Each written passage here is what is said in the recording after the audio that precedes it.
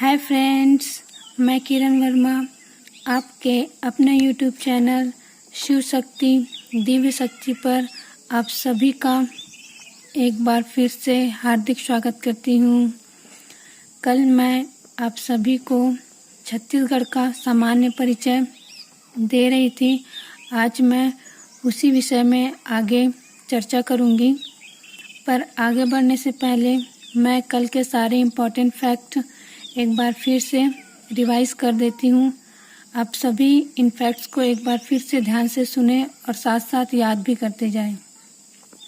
कल मैंने सबसे पहला इम्पॉर्टेंट फैक्ट बताई थी कि छत्तीसगढ़ राज्य का जो स्वरूप है वो एक समुद्री जीव सी हॉर्स से या फिर जिसे हिप्पोकैम्पस कहते हैं उससे मैच करता है, अर्थात उसके समान दिखलाई पड़ता है।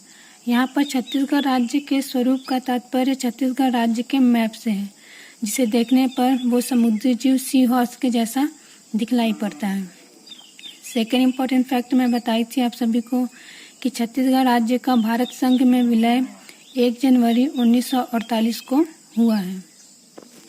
तीसरा इम्पॉर्टेंट फैक्ट मैं बताई थी कि छत्तीसगढ़ राज्य के जो सीमावर्ती राज्य हैं वो छत्तीसगढ़ के किस डायरेक्शन में स्थित है। आज मैं इसी को आगे बताऊंगी कि छत्तीसगढ़ राज्य अपने सीमावर्ती राज्यों के किस दिशा में स्थित है। इन दोनों को ध्यान से सुने। मैंने पहला क्या बोली?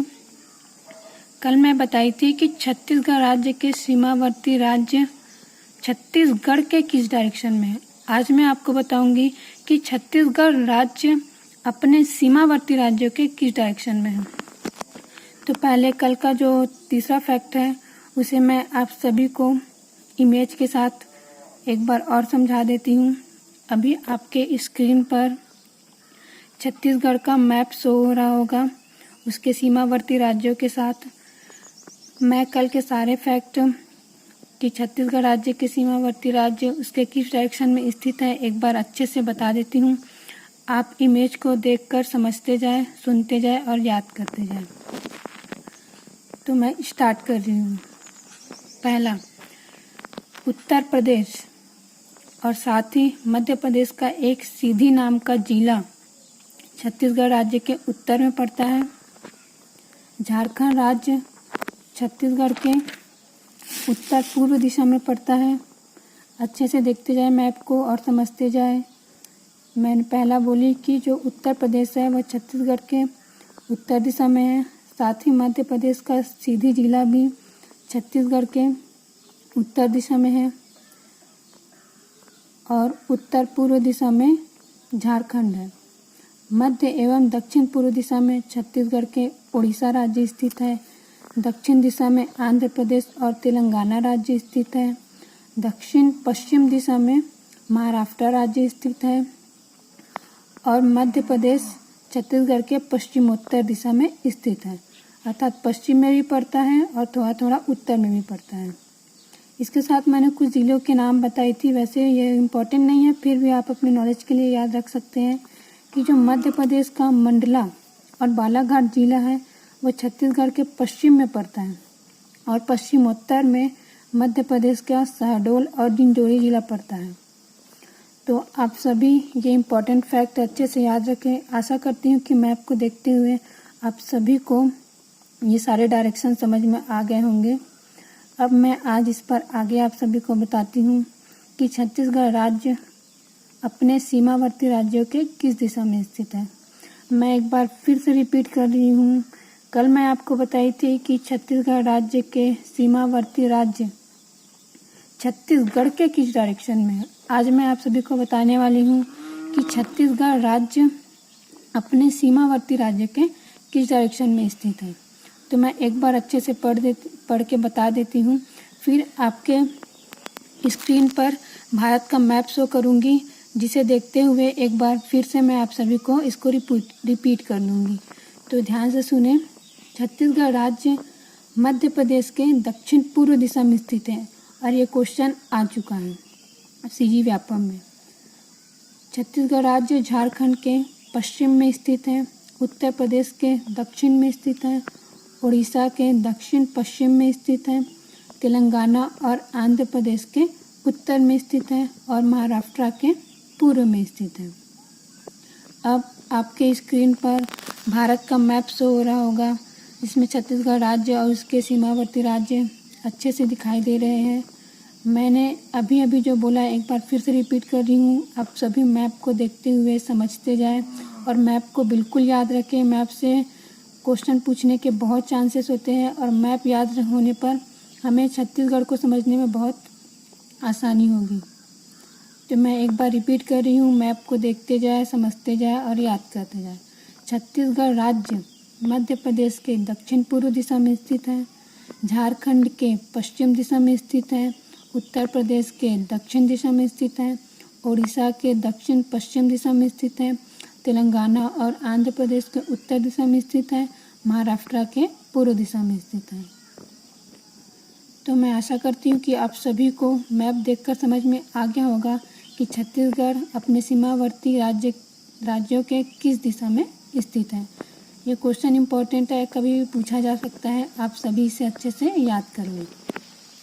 अब मैं आगे बढ़ने से पहले आप जैसा कि मैंने ऊपर लिखा है कि छत्तीसगढ़ धान का कटोरा। हम सभी जानते हैं, छत्तीसगढ़ के जितने भी निवासी हैं, कि छत्तीसगढ़ को धान का कटोरा कहा जाता है। क्यों कहा जाता है शायद ये भी जानते होंगे, क्योंकि धान की पैदावार छत्तीसगढ़ राज्य में सबसे ज़्यादा होती है। अब हम जानते हैं, अब मैं आपको बताना चाहूँगी, हो सकता है कई लोग को पता भी होगा, आप में से हो सकता है कई को नहीं पता होगा, तो मैं फिर भी आप सभी को बताना चाहूँगी कि छत्तीसगढ़ राज्य में धान की पैदावार इतनी ज़्यादा क्यों होती है। एक्चुअली में छत्तीसगढ़ राज्य के 55 से 60% क्षेत्र में लाल पीली मिट्टी पाई जाती है, जो कि धान के लिए बहुत ही उपयुक्त होती है। इस लाल पीली मिट्टी को स्थानीय भाषा में मटासी मिट्टी के नाम से जाना जाता है। स्थानीय भाषा मतलब क्या है? स्थानीय भाषा मतलब जो छत्तीसगढ़ के गांव के लोग हैं वो इस मिट्टी को, लाल पीली मिट्टी को मटासी मिट्टी के नाम से जानते हैं। ये जो मिट्टी है वो धान की खेती के लिए बहुत ही उपजाऊ होती है, इसलिए छत्तीसगढ़ में धान की उपज बहुत ही अच्छी होती है।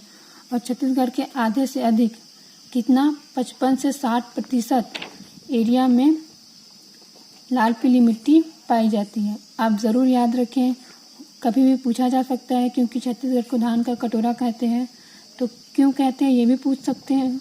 ये तो सभी जानते ही हैं, लेकिन इस मिट्टी के बारे में, लाल पीली मिट्टी के स्थानीय नाम जो कि मटासी मिट्टी है, और ये छत्तीसगढ़ के कितने एरिया में है, 55 से 60% एरिया में छत्तीसगढ़ में लाल पीली मिट्टी पाई जाती है, ये सारे क्वेश्चन बनते हैं।